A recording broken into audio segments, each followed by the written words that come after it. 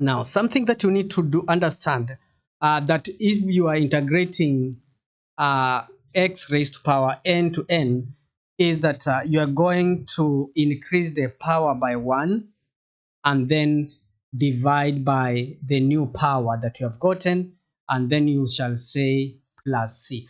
This is the basic technique we are going to use when we are going to work out this question that we are having here. So which will mean that in order to work out this, remember that this one is having the bracket within 3 and x, so meaning that this can be written as integral of 3 power 5 multiplied to x power 5, and we are integrating with respect to x. So according to the rules of integration, you can be able to take the constant out, and we shall have 3 raised to power 5 integral of x power 5 with respect to x.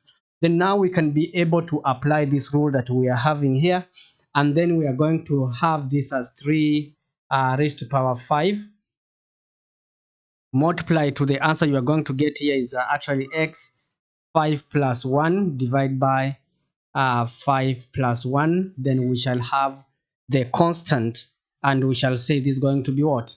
3 raised to power 5. You can be able to consult your calculator, and this is going to be what? 3 raised to power 5 is going to give us 243, and we shall say this is 243 x power 6 over 6, then plus c as our final answer for this particular question.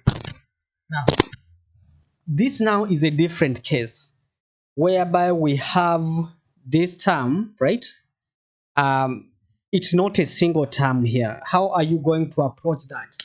I need to give you a strategy that is quite easy, because this is reverse chain rule that we're going to apply at this given point. So we are going to write everything the way it is. We are going to write 4 into 1 minus x raised to power 1 over 2. Then we're going to say plus 1, the power plus 1. Then we take it also, we take the new power down here, right? Times, you differentiate whatever that we are having in the bracket. Yes, I have said we will differentiate. I know we are doing integration, but we are going to differentiate whatever we have inside the bracket. Then we multiply it down here. So this is going to be negative 1. If you differentiate whatever that is in the bracket after increasing the power and bringing it down here, you are going to differentiate what's in the bracket. You multiply to the denominator term that you have in, and then we're going to say we shall have our plus c there. And so meaning that if we are working this is going to translate what? It's going to translate 4 into 1 minus x raised to 3 over 2 divide by this 3 over 2 times negative 1. It will be negative 3 over 2, then plus c. Then of course, if we take this up, we are going to have 8 negative 8 over 3 into 1 minus x raised to power 3 over 2, then plus c as our final answer. This one we have applied what we call reverse chain rule. Now, what about this one? What are we going to do in order to get the answer to this? You need to remember the concept that this expression we are having here can be written as 5 over 4 minus 5x raised to power 1 over 3. And we are integrating this with respect to x, right? Don't forget that. Then we are going to take this up, this fractional part, we're going to take it up, and we shall have 5 into 4 minus 5x raised to negative 1 over 3 with respect to x. So which means that if we are moving this from the denominator, we are taking it up, we are going to introduce a negative here. So now let's apply integration. And we said when you're integrating this kind of expression whereby you have a fraction and there are two terms inside here and there is a power, you are going to write the expression the way it is first, and then increase the power by 1, then multiply that new power. This is 3 and this is 3 here. Increase it by 1 and bring it down here, then times. You differentiate what is inside the bracket here. If you differentiate it, you get -5. Then we shall say now plus C. And of course, if we are to simplify this, you can see this is going to be -1/3 plus 1 is going to translate to 2/3. 2/3 times -5, that is going to be -10/3. So we shall have this as 5 into 4 minus 5x 2/3 plus C over -10/3. Of course, this is going to translate to what? Let me just of course, this one, if we multiply up by 3, everything here is going to be 10 and this is going to be 15 here. Yeah, but this is going to be negative like that. So we shall have 15 over -10, 4 minus 5x raised to power 2/3 as the answer to this particular part. Now, we have this one. It's just falling down. We have this one. Of course, now this is a quick one. We are going to integrate.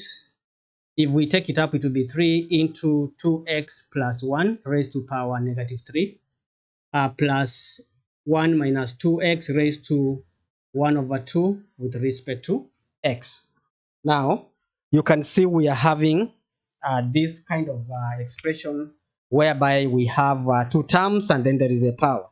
Then to work it out, of course, we said we are going to have two terms because there are two terms here. So we shall have 3 into 2x plus 1. Increasing the power by 1, it would be -2. Then we multiply -2 down here, plus, rather times. Differentiating whatever that we have in the bracket, we are going to get 2. Then here it's going to be straightforward. It will be straight away. It's going to be 1 minus 2x. The way it is, we increase the power by 1. Now that will be 3/2, and then we multiply down here 3/2. The new power multiplied down, then times.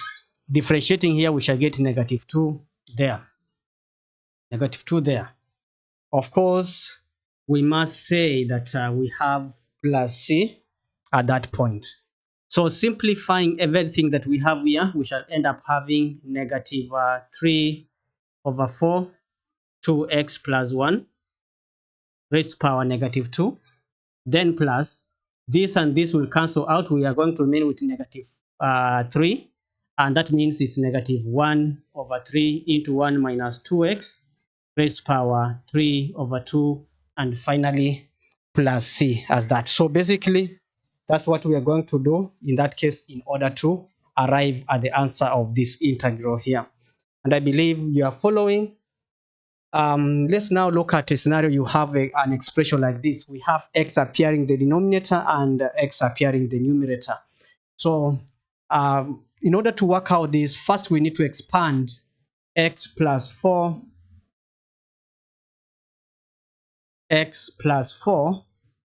over x raised to 1/2 with respect to x, and then we integrate that. So if you expand this, basically what are we going to get? We are going to have this expression reducing to what?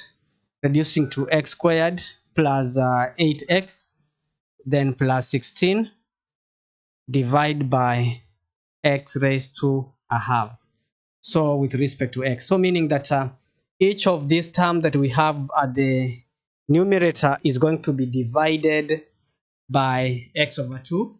So if we divide x/2 divided by x power 2 divided by x power 1/2, this is going to reduce to 2 minus 1 over 2 is going to translate to 3 over 2 plus, we are having 8, x raised to power 1. So 1 minus a half, because we are going to divide again x power 1 divided by x power a half. This is going to reduce to x raised to power a half. And this one is going to be plus 16 x raised to negative 1 over 2. And we're going to integrate that with respect to x. Now, integrating whatever we have here, this is going to become x 3 over 2 plus 1 over 3 over 2 plus 1 plus 8x 1 over 2 plus 1 over 1 plus 1 over 2 plus 1, then plus the next term here is going to be what? This is 16 x raised to negative 1 over 2 plus 1, right, over negative 1 over 2 plus 1. Then finally we shall say plus c after we have put everything in place there. Now let us simplify this. Of course, this become 5 over 2, and this will be 5 over 2, which means it will be 2 over 5 x raised to power 5 over 2 plus, this is going to translate to 3 over 2, and of course that will be 16 over 3 x raised to power 3 over 2. Then finally this one is going to translate to a half, and that becomes 16 times 2, that becomes 32 x raised to power a half, then plus c as the final answer to that. So those are the first basic techniques that we are going to look at. Now the next area we are going to focus on how to integrate trigonometric functions. So if you want to learn how to integrate trigonometric functions, that will be the next video that will be coming up. If you have not subscribed, consider subscribe so that anytime I'm going to upload that video, you'll be able to see it. And you can check in the description. We have that video of integrating trigonometric function in the description of this video.